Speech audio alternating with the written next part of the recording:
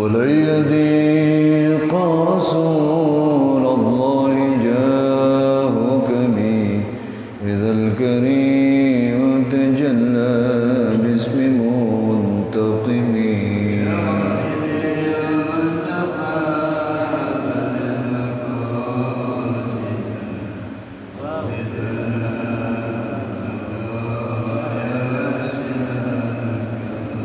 محمد سيد الكونين والثقلين والفريقين من عرب ومن عجم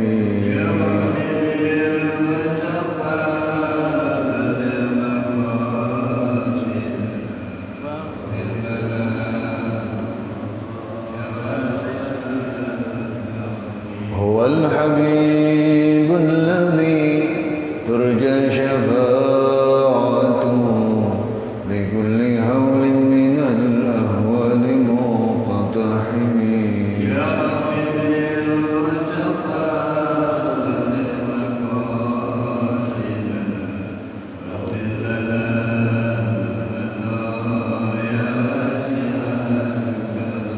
لعل رحمة ربي حين يقسمها تأتي على أزل بالعصيان والقسم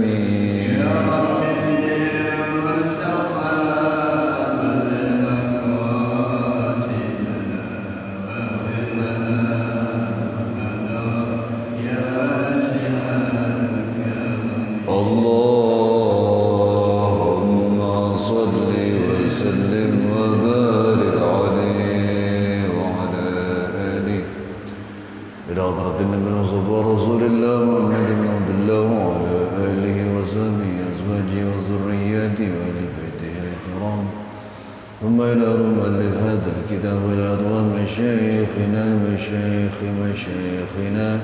وإلى أرواح من أحسن إلينا ونوصونا بالدعاء ليس له سائر لنا ولأحبابنا شيء لله لهم الفاتحة أعوذ بالله من الشيطان الرجيم بسم الله الرحمن الرحيم الحمد لله رب العالمين الرحمن الرحيم مالك يوم الدين إياك نعبد وإياك نستعين اهدنا الصراط المستقيم صراط الذين أنعمت عليهم غير المغضوب عليهم ولا الضالين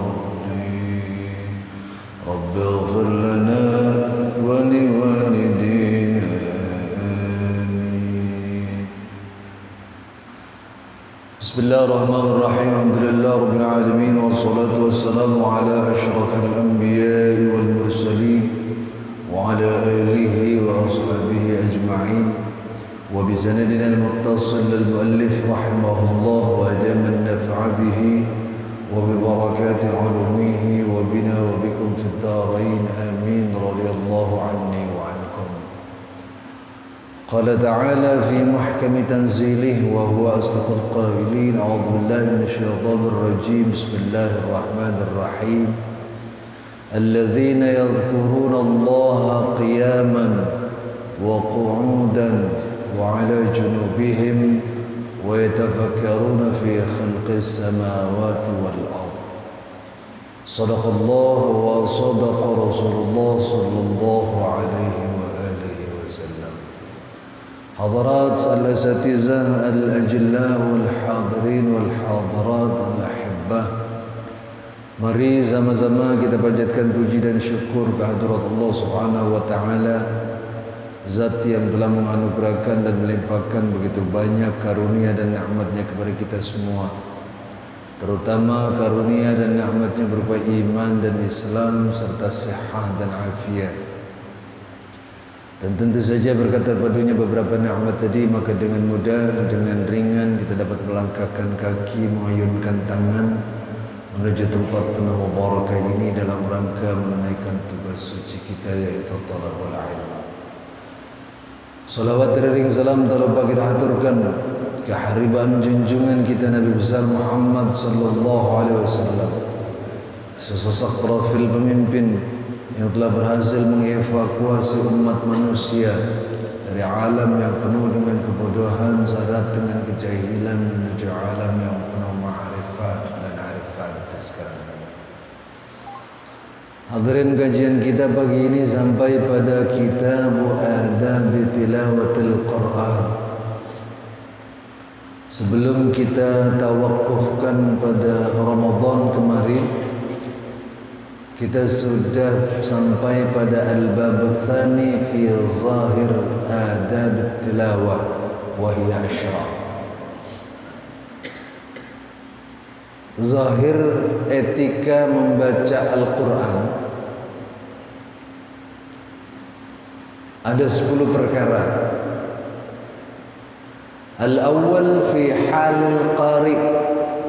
Yang pertama, keadaan sang pembaca. Wa huwa an yakuna 'ala al-wudu' waqifan 'ala hay'atil adab was-sukun, imma qa'iman wa imma jalisan mustaqbilal qiblat tariqan ra'sahu ghayra mutarabba wala muttaki wala jalis ala hay'ati takabbur wa yakunu julusuhu wahdahu ka julusihi baina yaday ustadhi. Yang pertama terkait dengan keadaan sang pembaca Al-Quran. Ini biasanya sudah sangat lazim kita lakukan, apalagi orang-orang yang biasa hadir di ta'lim, orang-orang yang biasa membaca Al-Quran. An yakuna 'alal wudu'. Yang pertama, dia harus berada pada dalam keadaan berwudu.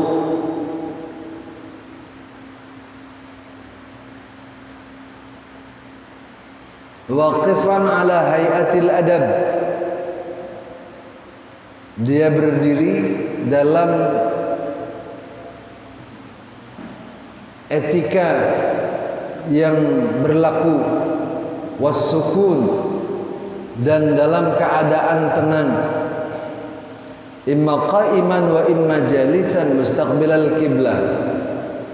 Baik dalam keadaan berdiri atau dalam keadaan duduk, yang lebih baiknya adalah menghadap kiblat. Ini kalau kita mau baca Al-Quran.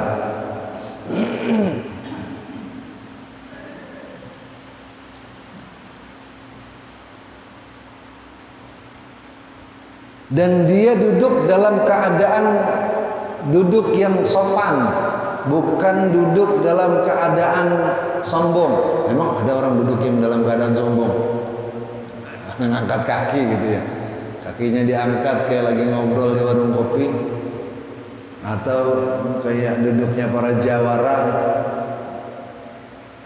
dalam posisi siap untuk menyambut serangan misalnya. Kalau dalam keadaan membaca Al-Quran, duduknya dengan kelembutan dan penuh kesopanan. Wa yakunu julusuhu wahduhu ka julusi baina yaday ustazi. Seakan-akan dia duduk di hadapan gurunya. Nah, kalau ada orang lagi belajar baca Al-Quran di depan guru, duduknya nggak sopan, kira-kira guru kita ngapain? Kalau zaman dulu kagak ngomong lagi, udah di rotan zaman dulu. Tapi zaman sekarang mah kalau pakai rotan begitu kena pasal. Hati-hati.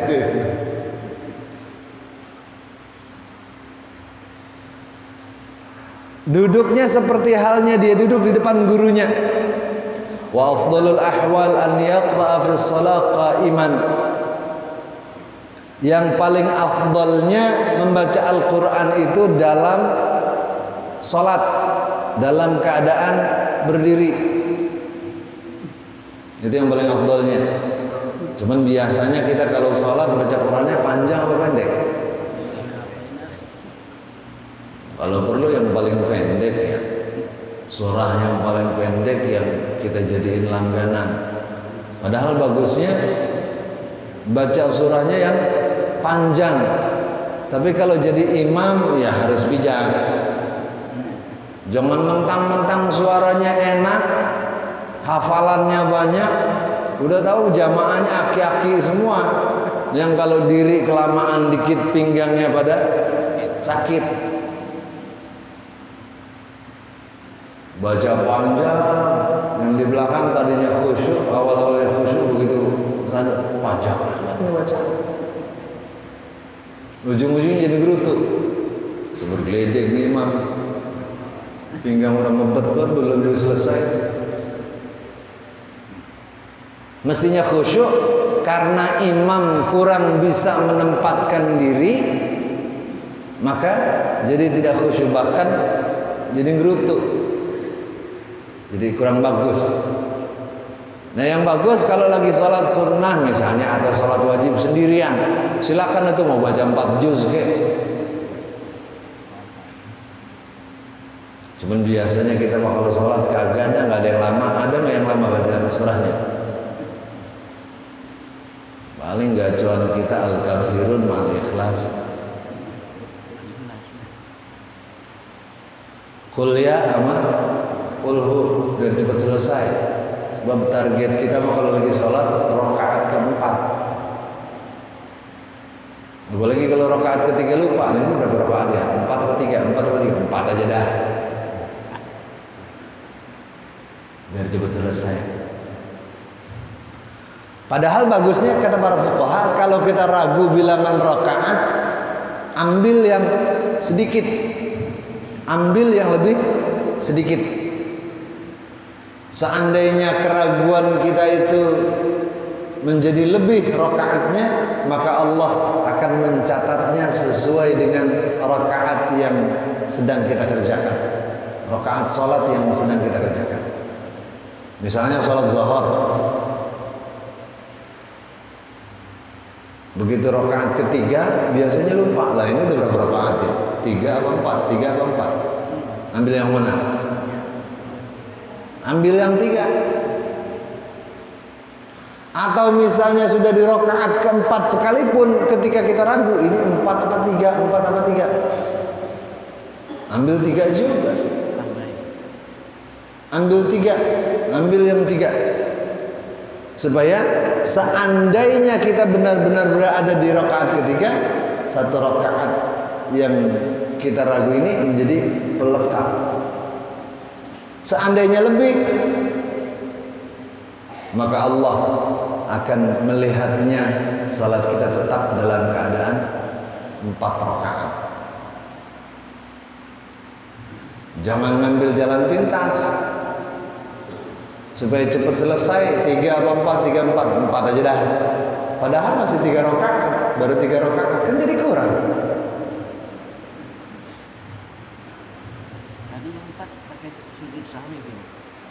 Sebaiknya pakai sujud sahwi.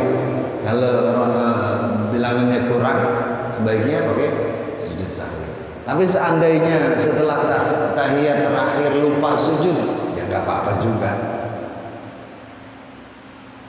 Udah salam baru ingat, ya agak sahwi. Kalau sebelum melakukan apapun yang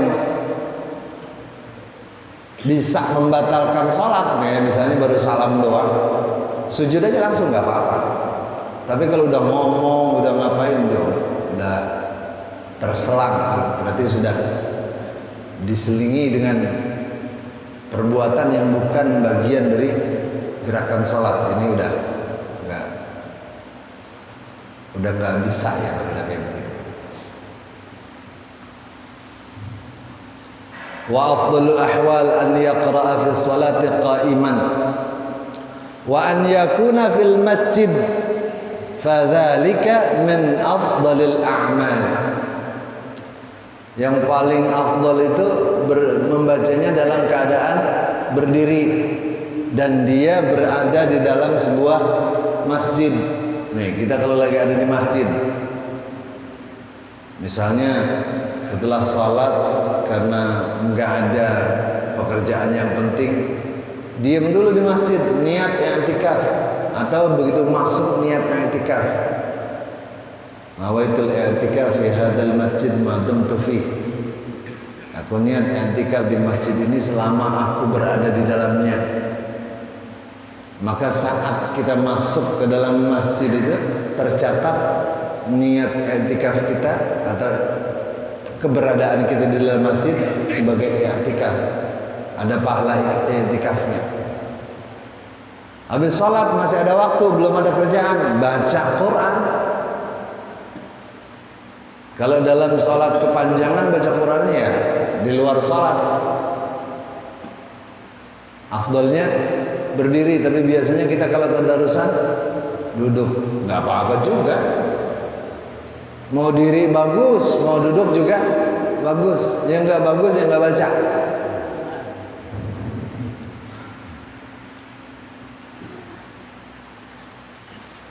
Fa in qara'a ala ghairi wudu'in wa kana muttaji'an fil firash falahu aidan fadlun walakinnahu duna dhalik. Apabila dia membacanya dalam keadaan tidak berwudu, sedang dia dalam keadaan berbaring di tempat tidur, maka orang itu juga mendapat keutamaan, tetapi tidak sebagus orang yang melaksanakannya dalam keadaan berwudu dan dalam keadaan berdiri serta berada di dalam sebuah masjid. Pernah nggak lagi tiduran baca Quran?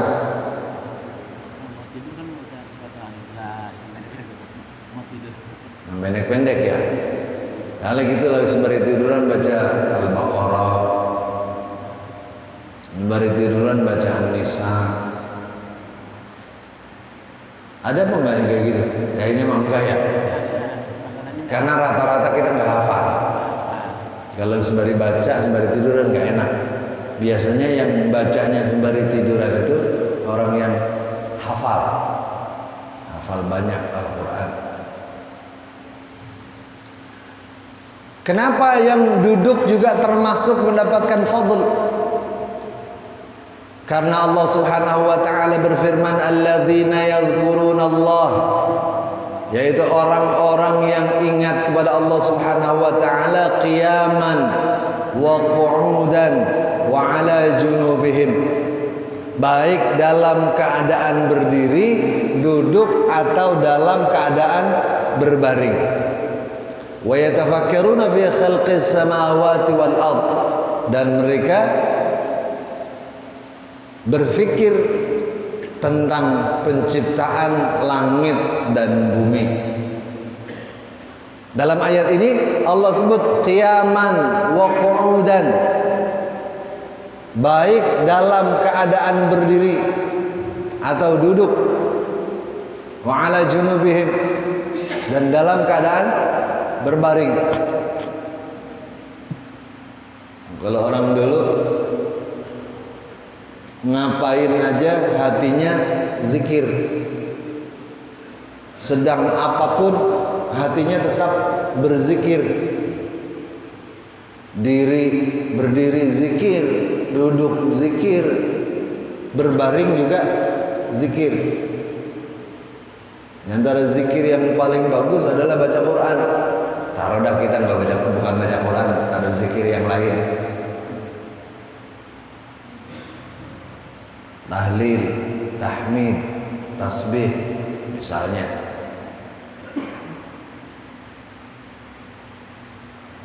Meski dalam keadaan berbaring sekalipun Allah berikan penghargaan. Namun kita kalau yang kita kerjain sehari-harinya, kalau udah berbaring di tempat tidur, kira-kira apa yang kita ingat-ingat? Paling-paling kita ingat-ingat tanggal, ini tanggal berapa ya? Wah, tanggal sekian jatuh tempo nih dikit lagi. Jatuh tempo.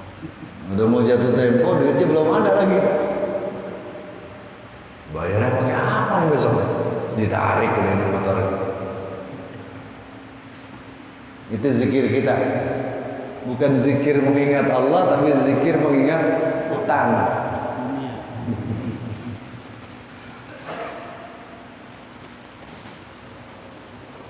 Fa'abna 'alal kull walakin qaddamal qiyam fi dzikr thumma al-qu'ud thumma dzikr muttaji'an. Allah akan memberi pahala pada setiap orang yang berzikir, tetapi Allah lebih mengutamakan orang yang zikir dalam keadaan berdiri, kemudian duduk, kemudian berbaring. Jadi kalau dikasih peringkat pertamanya adalah yang berdiri, yang kedua duduk, yang ketiga dalam keadaan berbaring. Ini luar biasa bijaksananya Allah. Jadi nggak mesti dalam satu hay'ah, nggak mesti dalam satu bentuk gerakan. Kayak misalnya kalau zikir harus berdiri, banyak nggak kira-kira orang yang mau zikir? Alasan, ya Allah, dempul sakit banget ini, lagi asam urat, nggak kuat diri.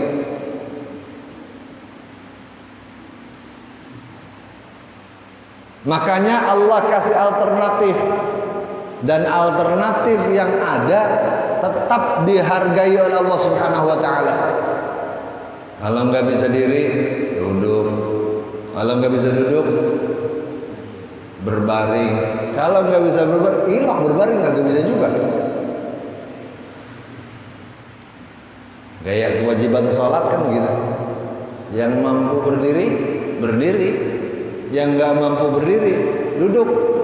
Yang nggak mampu duduk, berbaring.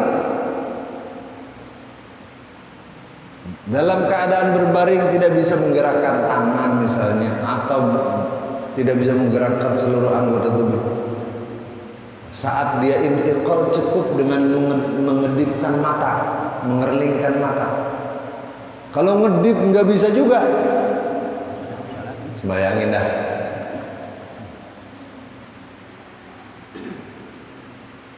Artinya Allah sangat bijaksana terhadap hamba-hambanya, memberikan alternatif, pilihan-pilihan yang bisa kita lakukan untuk mempermudah mengingat Allah Subhanahu wa ta'ala.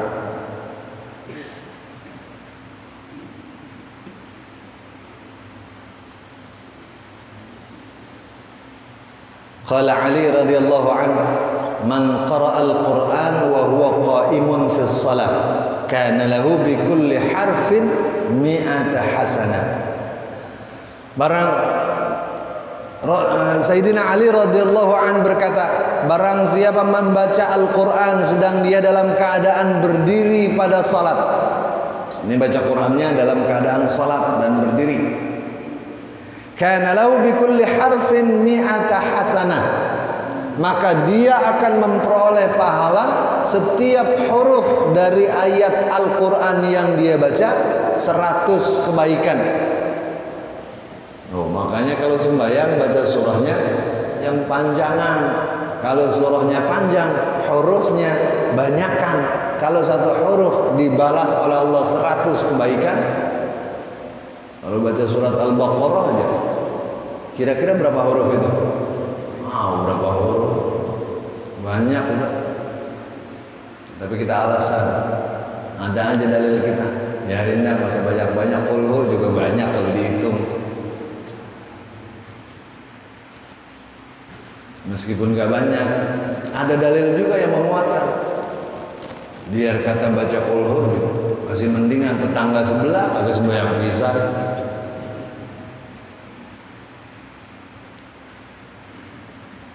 Mestinya kalau urusan ibadah melihatnya ke atas, jangan melihat ke bawah. Kita kan yang salah-salah mulu yang kita kerjain. Giliran harta melihatnya ke atas, giliran ibadah melihatnya ke bawah. Yang benar kalau giliran harta melihatnya ke bawah, giliran ibadah melihatnya ke atas.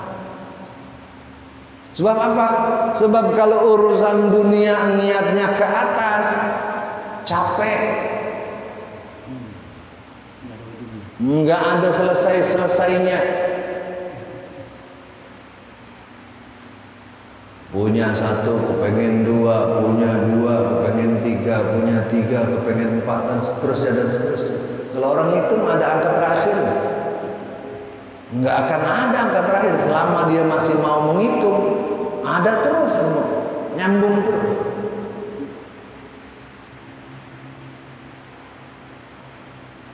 Itu urusan dunia. Makanya urusan dunia jangan lihat ke atas, capek. Ngelihatnya ke bawah. Kalau kita punya cuma satu rumah, satu mobil, alhamdulillah masih punya rumah, masih punya mobil. Orang lain banyak yang punya rumah doang tapi nggak punya mobil. Nggak punya mobil cuma punya rumah, alhamdulillah punya rumah. Orang lain banyak yang nggak punya rumah, hidupnya harus ngontrak.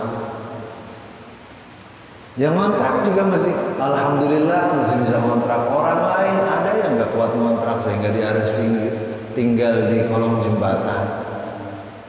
Yang tinggal di kolong jembatan juga masih harus bersyukur, alhamdulillah masih ada jembatan, bisa jadi tempat tinggal. Orang lain nggak ada tempat tinggal yang jelas. Begitu terus. Sehingga dengan melihat ke bawah akan muncul rasa syukur. Kalau sudah bersyukur, Allah akan tambahkan nikmatnya buat kita. Kalau kita kan kepengennya instan, apa aja pengennya cepet. Katanya kalau bersyukur dapat rezeki. Katanya kalau ibadah pintu rezekinya di muka. Nah biasanya kalau udah urusan rezeki kita ibadahnya rada rajin. Ini kan berarti ibadahnya karena mengharap rezeki. Biasanya yang kayak begini mah ribet dah.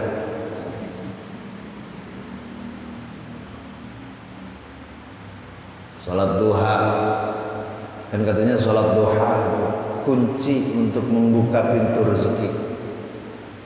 Salatnya 2 hari, baru 2 hari udah nagih. Mana katanya kalau salat duha dapat rezeki. Buktinya udah 2 hari salat duha belum dapat juga. Pahala lo. Salat baru 2 hari udah nagih. Emang tiap hari yang kita nikmati itu apa? Kalau bukan rezeki. Bisa nafas aja rezeki nggak? Rezeki. Bisa ngedip aja rezeki. Cuma kadang-kadang rezeki yang model kayak begini bagi kita tidak terasa. Kayak nikmat sehat aja. Kita kalau lagi sehat bersyukur nggak? Kadang kita lupa bahwa kesehatan adalah rezeki dari Allah. Tetapi kalau Allah sudah mencabut kesehatan itu sedikit saja, baru kita sadar. Saat sehat ternyata enak, nikmat luar biasa. Giliran sehat sedikit dicabut oleh Allah, rasanya nggak enak. Kan sering saya contohin.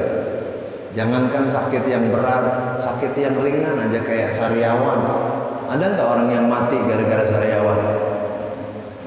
Kalau gitu tiba-tiba ada pengumuman di masjid, innalillahi wa inna ilaihi raji'un, telah berpulang ke rahmatullah Bapak Anu bin Anu gara-gara sakit sariawan.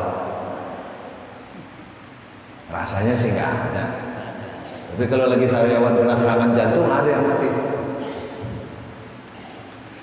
Artinya penyakit ringan sekalipun ketika nikmat sehat sedikit Allah cabut akan terasa. Kemarin waktu nggak sariawan, makan makanan yang rasanya pedas nikmat. Makan pakai sayur, sayurnya agak pedas. Kalau lagi nggak sariawan rasanya, giliran sariawan nggak enak. Padahal itu penyakit ringan kecil. Tetapi kalau sedikit Allah cabut nikmat itu rasanya tidak enak. Balik lagi, kalau orang yang membaca Al-Quran dalam keadaan berdiri dan dalam keadaan salat, maka setiap huruf yang dia baca Allah akan balas dengan 100 kebaikan. Ya Allah, banyak banget ya. Udah mulai besok salat berjamaah baca surahnya yang panjang-panjang.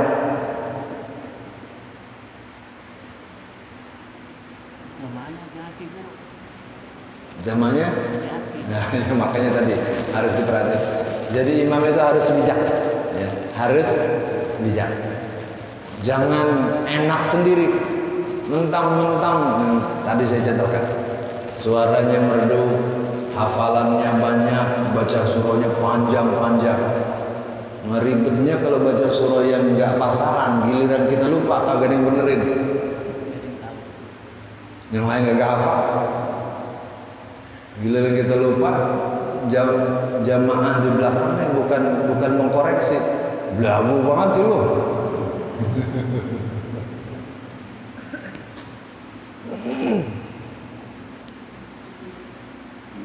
Kalau dalam keadaan berjamaah, sang imam harus bijak.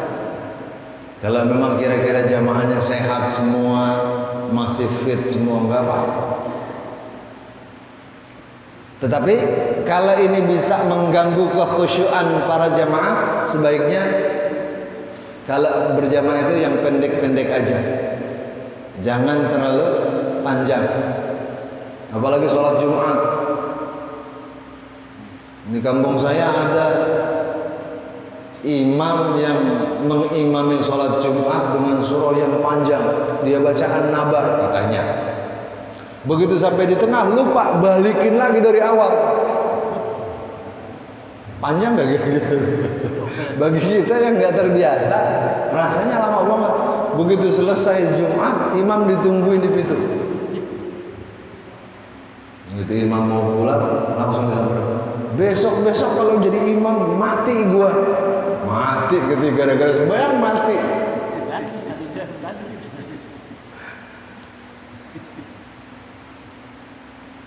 Ini kan karena kurang bijaksananya si imam, ya, tidak mengindahkan keadaan orang lain. Jadi sholat berjamaah yang harusnya berjalan dengan khusyuk, bisa mendatangkan pahala lebih besar, gara-gara kurang bijaksananya imam, jadi ngerutuk.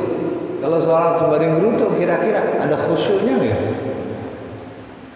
Makanya harus bijak. Meskipun katanya kalau lagi salat membaca ayat Al-Quran, Allah akan berikan pahalanya satu huruf setara dengan 100 kebaikan. Jangan dipaksain. Kalau mau ngerjain begitu, di rumah dah waktu sendirian, atau di masjid waktu salat sendirian, bukan berjamaah. Kalau kita terbalik, giliran sendirian salatnya cepet, giliran jamaah lama, pengen dinilai kurang bener ya begini. Wa man qara'a fi ghairi salatin wa huwa ala wudu.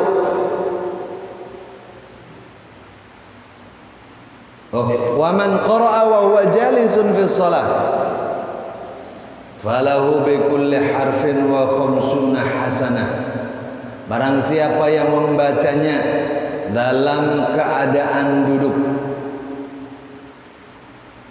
pada waktu salat, falahu bi kulli harfin khamsuna hasanah. Orang yang membaca Al-Quran dalam keadaan duduk sedang dia lagi salat, pahalanya satu huruf setara dengan 50 kebaikan. Kalau berdiri tadi 100, kalau duduk 50. Wa man qara fi ghairi salatin wa huwa ala wudu'in fa 25 hasanah. Barang siapa yang membacanya di luar salat, wa huwa ala wudu, sedang dia dalam keadaan berwudu, fa 25 hasanah, maka dia akan memperoleh 25 kebaikan dari setiap huruf yang dia baca.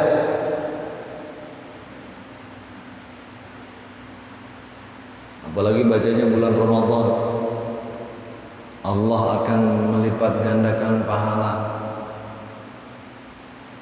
Maka biasanya bulan Ramadan kita memperbanyak tadarus.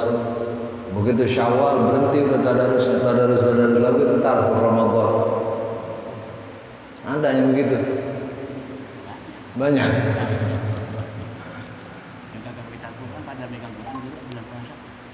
Iya. Makanya kalau bulan Ramadan bagus ya.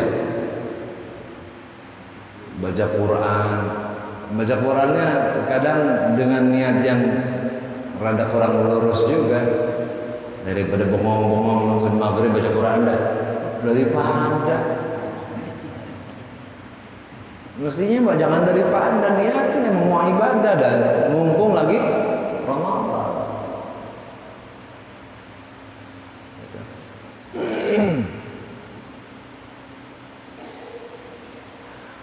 Wa man qara'a ala ghairi wudhu'in fa'ashara hasanat. Barang siapa yang membacanya tanpa wudhu, maka dia akan mendapat 10 kebaikan. Wa ma kana min al-qiyam bil-lail fa huwa afdal li'annahu afrad lil qalb.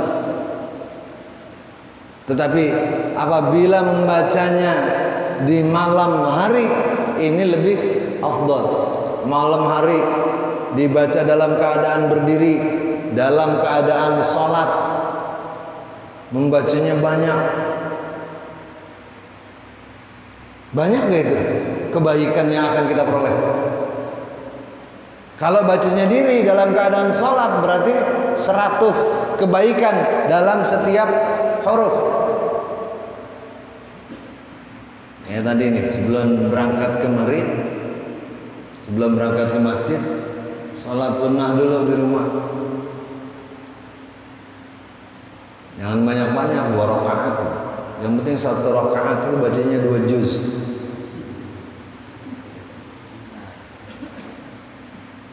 Berapa huruf itu yang udah kita baca? Kalau 1 hurufnya dibalas 100 rakaat, 100 kebaikan. Maka saat kita mau berangkat ke masjid kita sudah memantongi begitu banyak pahala. Belum lagi di masjid, duduk di masjid niat i'tikaf setelah sholat subuh berjamaah, ikut pengajian, udah luar biasa. Seandainya begitu keluar dari masjid kemudian mati, insya Allah kebaikannya luar biasa.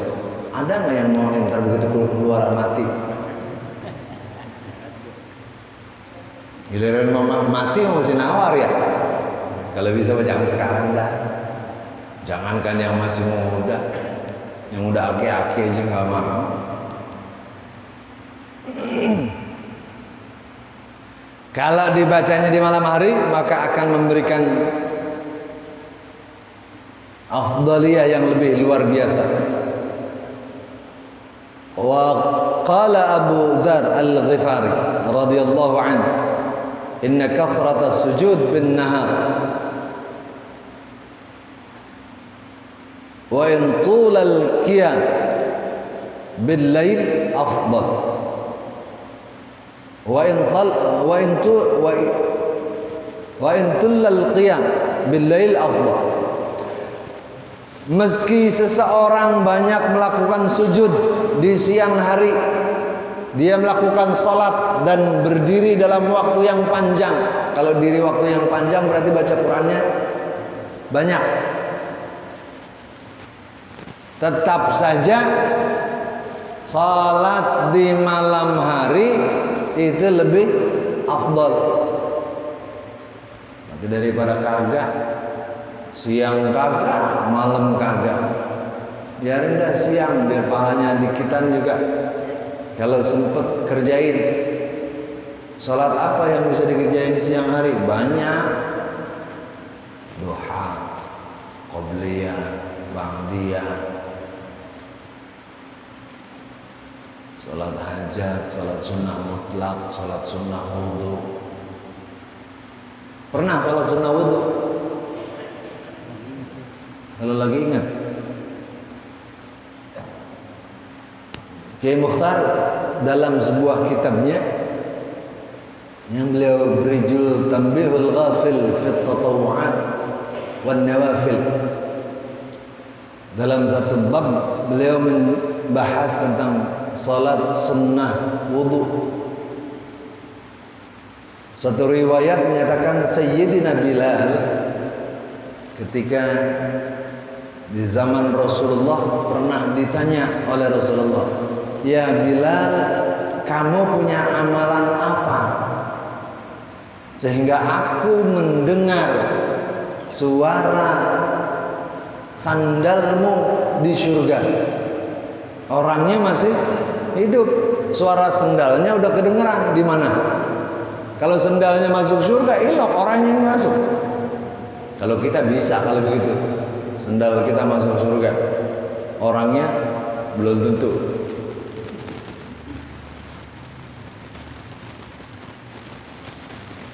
Sayyidina Bilal menjawab, "Aku tidak punya amalan istimewa apapun ya Rasulullah, kecuali setiap setelah melaksanakan wudu aku sunnah, aku salat sunnah 2 rakaat."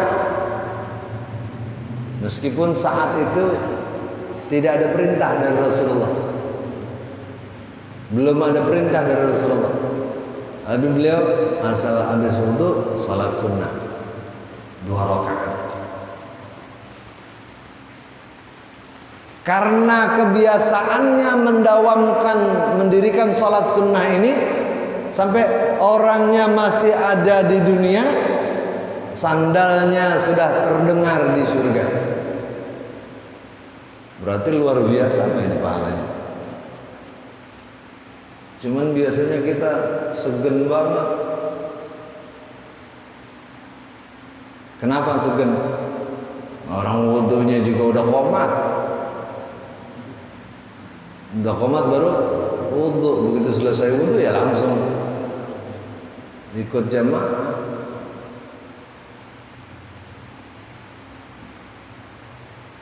Gitu. Yang kedua, at-tsani fi miqdaril qiraah. Kalau yang pertama tadi keadaan yang terbaik dalam membaca Al-Quran. Sekarang miqdarnya, ukurannya. Walil qurra' adat mukhtalifah fil istikthar wal ikhtisar. Faminhum man yahtammal Quran fil yaumi wal laylah marratan wa ba'duhum marratain. Dalam kadar membaca Al-Quran, bagi orang-orang yang sering membaca Al-Quran ada tradisi-tradisi yang berbeda dalam banyak atau sedikitnya membaca Al-Quran. Faminhum man yahtamal Quran fil yaumi wal laila marratan. Di antara mereka ada yang menghatamkan Al-Quran sehari semalam sekali khatam. Pernah?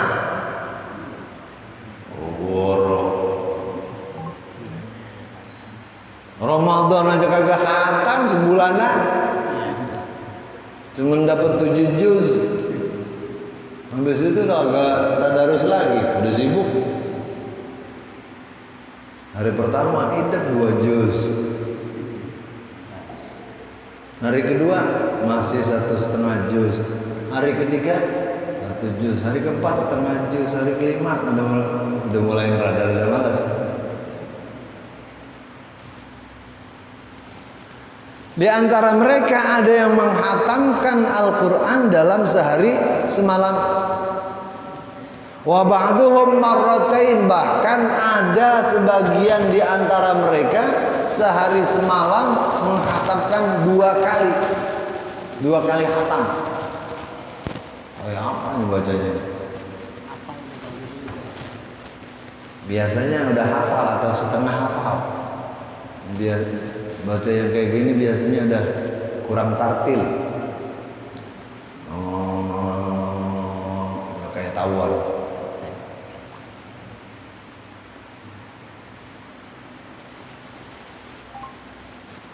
Wantaha ba'dhum ila 3 wa minhum man yahtamma fi asy-syahr marratan wa aula ma yarji'u ilayhi fi at-taqdirat qaulu Rasulillah sallallahu alaihi wasallam man qara'a al-Qur'an fi aqall min 3 lam yafqahhu.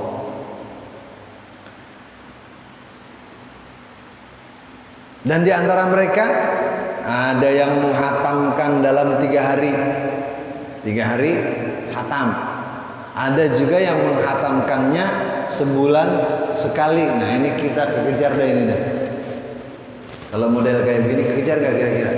Sebulan sekali berarti sehari 1 juz. Jangan 1 juz sekali duduk. Habis sholat 1 juz itu dibagi 5 lah. Kalau 1 juz berapa lembar?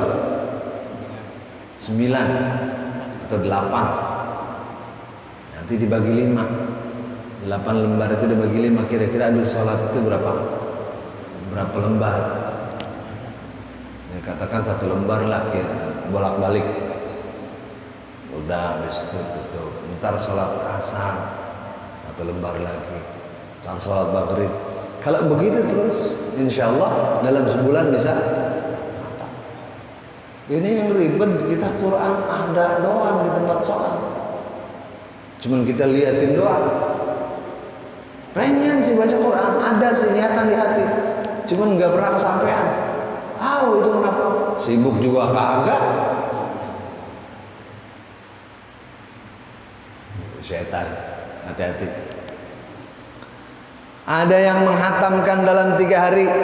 Wa minhum man yahtamma fi syahr marratan wa aula ma yarji'u ilaihi fi taqdirat qaulu Rasulullah sallallahu alaihi wasallam. Dan yang paling utama untuk dijadikan referensi dalam ukuran atau kadar membaca Al-Quran, sabda Rasulullah sallallahu alaihi wasallam, barang siapa membaca Al-Quran kurang dari 3 hari, maka dia kurang bisa memahami isi Al-Quran. Kecepatan.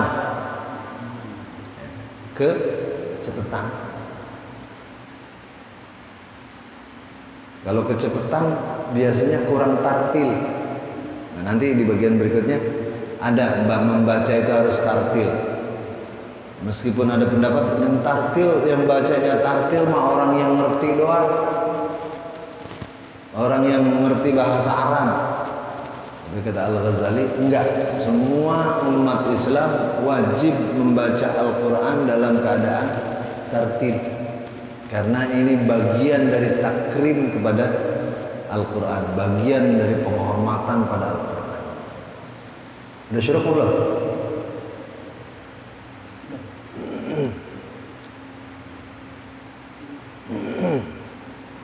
Ntar ada yang gerutu, kalau udah syuruk masih ngaji aja.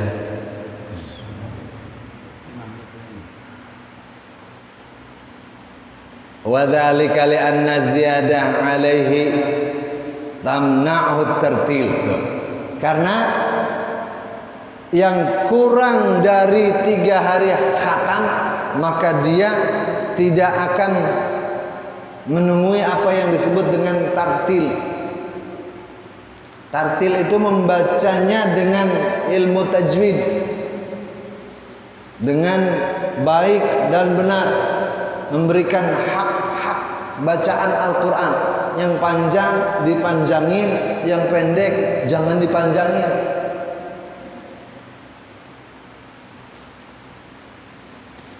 Ini kadang-kadang agak diabaikan oleh orang sekarang.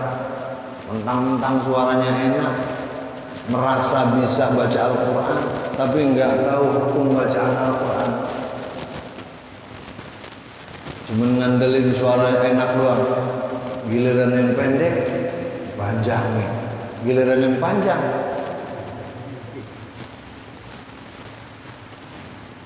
kalau di kampung mah banyak yang nyengir itu kok enggak. Bukan sekedar nyengir doang, besok-besok mau jadi imam lagi nggak boleh. Jangan jadi imam lu, bacaan lu acak adul.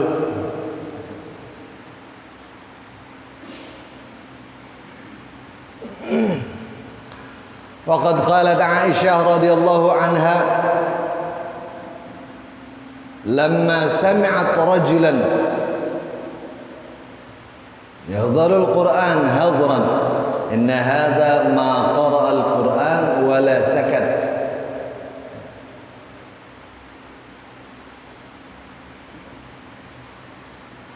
Aisyah radhiyallahu anha berkata ketika mendengar seorang laki-laki membaca Al-Quran dengan cepat, apa katanya? Inna hadza ma qara'a al-Quran wala sakat. Orang ini sebetulnya enggak membaca Al-Quran tapi juga enggak diem. Apa maksudnya?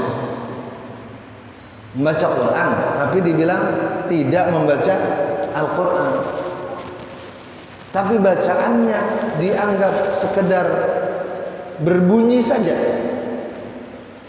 karena terlalu cepat. Jadi baca Quran enggak, diem juga enggak.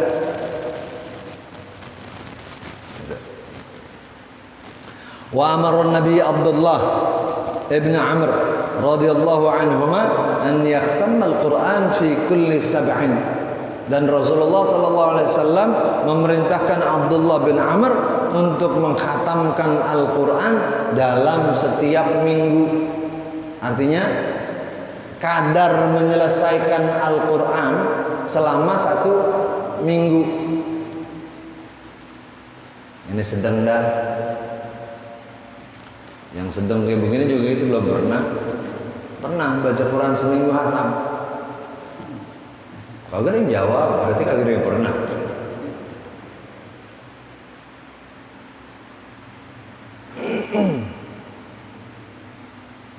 Wa kadza kana jamaah min as-sahabah radhiyallahu anhu yakhtamuna al-Quran fi kulli jum'atin ka Uthman wa Zaid ibn Thabit wa ibn Mas'ud wa Ubay ibn Ka'ab radhiyallahu anhu.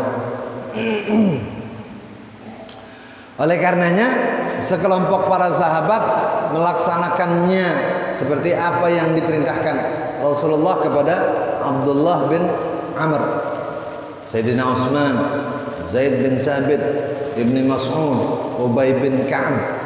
Ini selalu menghatamkan Al-Quran dalam 1 minggu. Al-khatmu fi yaumin wa laylah. Wa qad karahahu jama'ah wal khatmu fi kulli syahr kullu yawmin juz'un min 30 juz'an. Ada juga yang tidak senang dengan menghatamkan Al-Quran seminggu sekali, tetapi mereka memilih menghatamkan Al-Quran sebulan sekali. 3 hari sekali enggak, seminggu sekali juga enggak. Siapa? Kita. Kalau sebulan sekali mah insya Allah bisa, insya Allah. Cuman mau apa enggak itu doang masalahnya.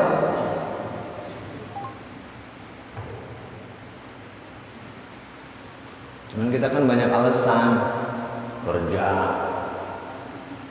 pulang kerja capek, istirahat. Padahal istirahat juga enggak. Pulang kerja kalau lagi santai, kenapa? Kalau capek main HP nonton bola.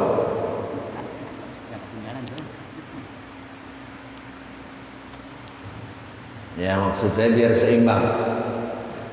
Jangan sampai apa yang kita kerjakan di dunia mengabaikan aktivitas akhirat, sehingga ketika waktu kita selesai kita kaget, wah udah mati. Apa yang telah kita lakukan di dunia diingat-ingat kayaknya nggak ada ibadahnya sama sekali. Rugi nggak?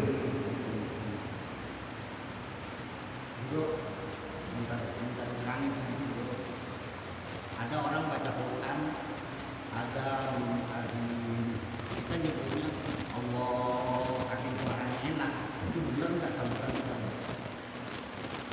Kalau azab mestinya sambutannya na'udzubillah atau a'udzubillah. Cuman karena kita orang Indonesia bukan orang Arab, yang dalam otak kita pokoknya kalau Al-Quran dilantunkan dengan suara yang merdu, pasti kita takzim, menghormati Al-Quran. Meskipun yang dibaca ayat azab karena kita nggak paham gitu, Allah, nggak apa-apa kalau nggak tahu.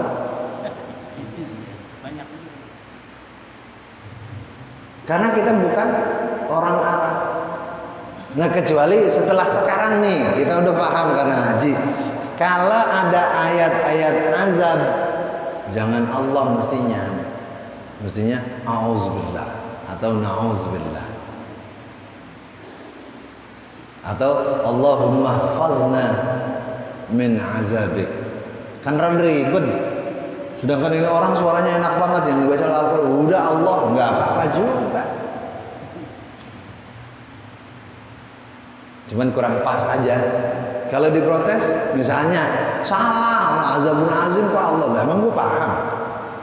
Yang gue paham suaranya enak, yang lagi dibaca Al-Quran, selesai. Nggak ada urusan. Gitu. Jadi kalau belum tahu ya nggak apa-apa.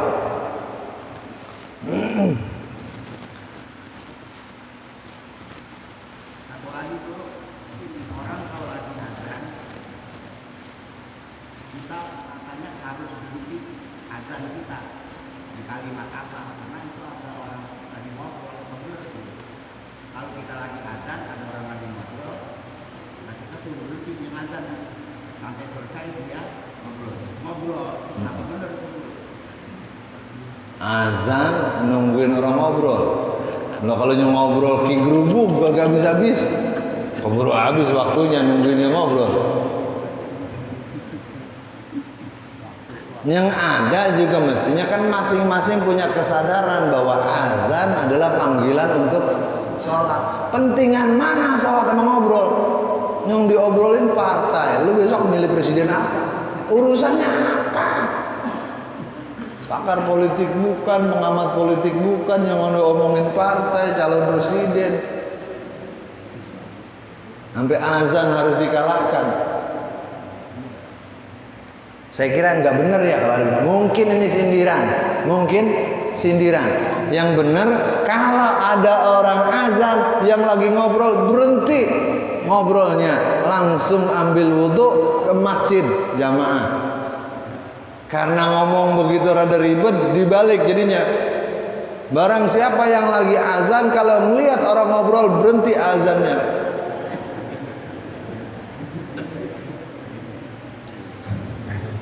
Mungkin sindiran, tapi kalau beneran saya kira salah. Waktunya sudah habis, kita cukupkan sampai di sini. Kita sambung insya Allah bulan depan. Ada lagi yang mau bertanya? Silakan. Kalau sudah tidak ada lagi pertanyaan, mari. Ayo, monggo. Nggak apa-apa. Insya Allah saya jawab kalau saya nggak bisa. Kalau saya bisa. Pakai speaker biar pertanyaan. Boleh. Biar pertanyaannya didengar daripada ngomong apa. Assalamualaikum warahmatullahi wabarakatuh. Waalaikumsalam warahmatullahi Saya wabarakatuh. mau bertanya di luar tema di grup, kita sudah masuk Idul Kurban. Ya, udah haji dikit lagi kita masuk ke Idul Kurban. Yang saya tanya, kebiasaan kita di sini kalau kurban untuk seekor kambing itu 1 orang, sapi untuk 7 orang. Bahkan untuk mendapatkan sapi kita sekarang di sini pada patungan atau arisan. Yang dicontohkan sama Rasul seperti itu. Kalau Rasul setelah riwayat setelah sholat itu, imami sholat itu ada, beliau langsung memotong seekor kambing, diniatkan. Seekor kambing bukan untuk pribadi, tapi untuk sekeluarga. Dan kambing yang kedua beliau potong, diniatkan untuk beliau dan umatnya. Jadi orang